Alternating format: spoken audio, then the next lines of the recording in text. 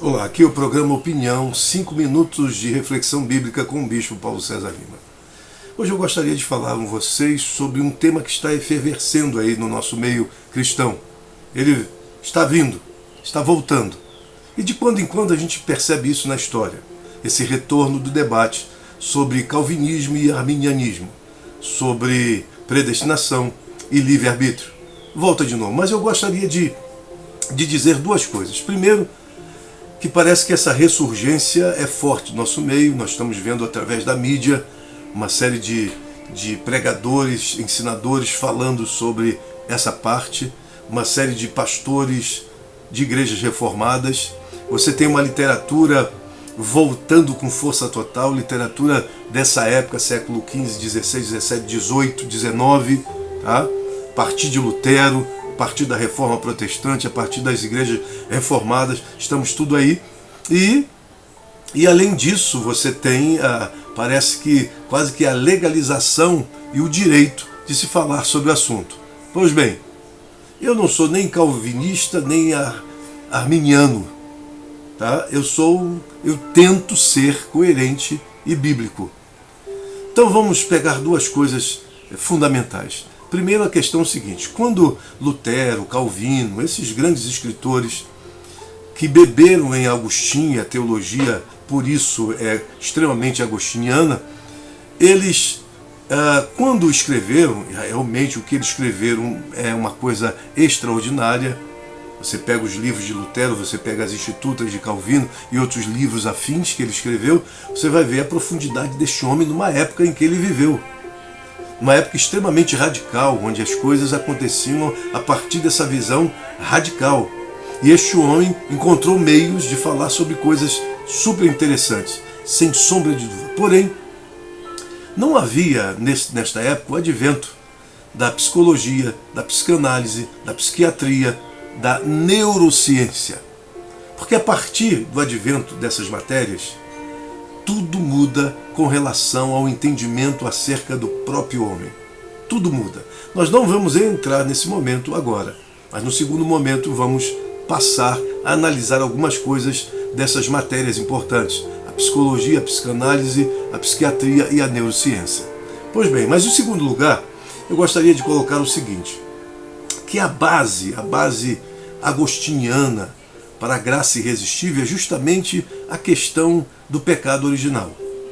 Mas deixa eu chamar a atenção que houve um pequeno erro de Agostinho em relação a isso. Qual o erro? Quando o homem foi criado por Deus, Deus o criou com possibilidade e não com necessidade. Duas palavrinhas, escreva aí, se você puder.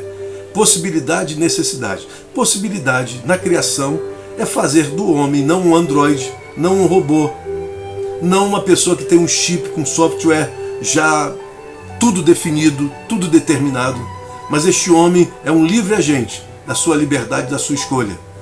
Eu não chamo de livre-arbítrio, porque livre-arbítrio é alguma coisa que você escolhe fazer sem nenhum tipo de consequência. Quando Deus criou o paraíso e colocou Adão e Eva dentro do paraíso, veja bem, eles não tinham pecado, não havia pecado ali. Porque uma corrente calvinista vai dizer que justamente pelo pecado houve a depravação humana, então todo desejo, toda a escolha do homem, na verdade, está comprometida. Isso não é bem assim.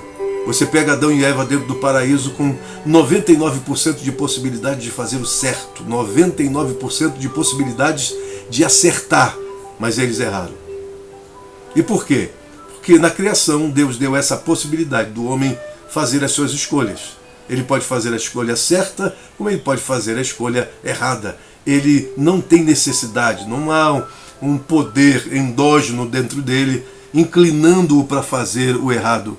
Não havia isso em Adão e Eva antes do pecado, mas eles tinham a possibilidade.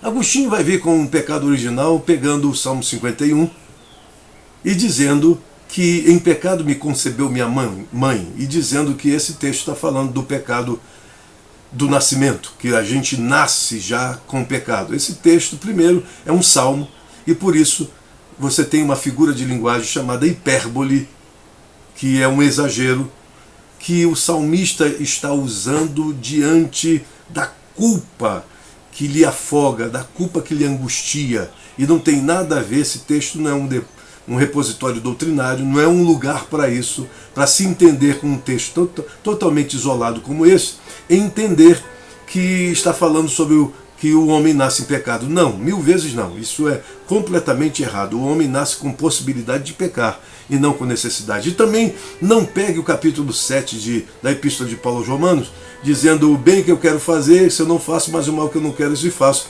Porque Paulo está tratando de uma outra questão ali. Não tem nada a ver com esse poder endógeno dentro de nós, essa essência má que está dentro de nós. E aí Agostinho faz do pecado o pecado seminal, o pecado congênito, o pecado estado. Ou seja, você peca porque é pecador e não é pecador porque peca.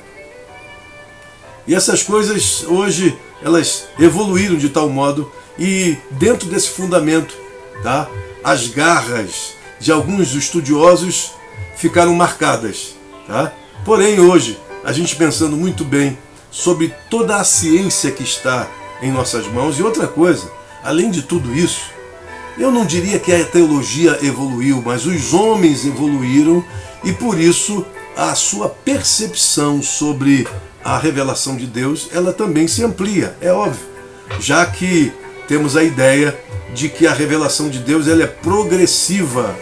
Progressiva por quê? Não é a questão de ser progressiva de cima para baixo, é progressiva no sentido de baixo para cima. É na medida em que nós vamos caminhando, nós vamos entendendo, nós vamos compreendendo mais, que as coisas vão se revelando para nós de forma diferenciada.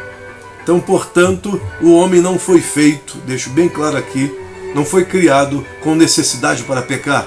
O homem foi criado com possibilidade de pecar. E por isso ele é agente da sua liberdade e agente da sua escolha. Como Eclesiastes diz, que você pode ir para onde você quiser ir. Você pode fazer o que você quiser. Você pode experimentar ser o que você quiser. Mas no final das contas, Deus nos pedirá conta de tudo que nós fizemos com a criação que Ele fez. Que Deus abençoe você rica e abundantemente. Até a próxima.